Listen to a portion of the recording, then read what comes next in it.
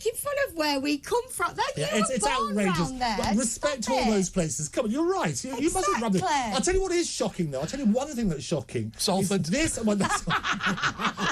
love Salford. Now, you home with the BBC. I love Salford. I live in Salford. Salford, do you know what makes me laugh about Salford? Only the BBC could make Salford posh. Have you been up there? I love it up in Salford. It's fantastic now. It's great. I'll tell you one shocking thing. One final shocking thing.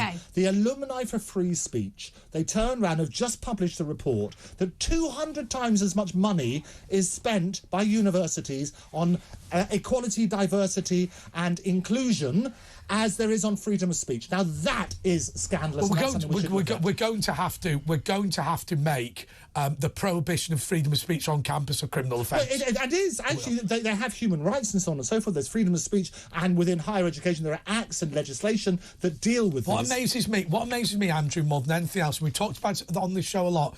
We see across the world students leading demonstrations against undemocratic, dictatorial, abusive governments. What we are going to have to do in Britain is send our democratic government into and remove abusive and dictatorial university campus leadership. It's amazing. And there's legislation in place to encourage debate. What we have to do with those brilliant, fertile minds is make sure they hear all sorts of arguments from all sorts of sides, because then we'll have a better society where you have understanding, you have respect, and we can make informed decisions. This is a little bit like I say about bringing up children, as in sometimes the bar is set so high to be a perfect parent that what you find is that people who can't get anywhere near that ridiculous bar just drop out altogether.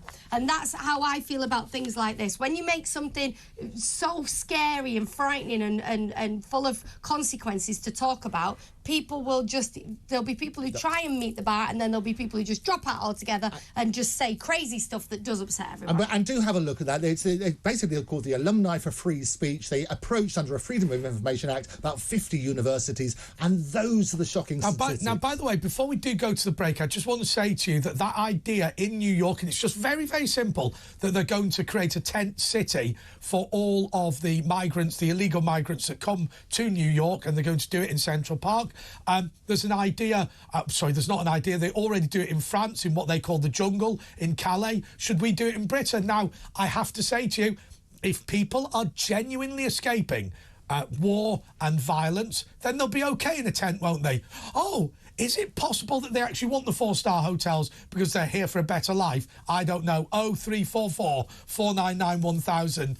Calls just charged at your normal rate. Adam has said, Andre, why don't you read my text out? Maybe it's because you're only interested in people who agree with you. So what was his text? No, I didn't read it out. Where is it?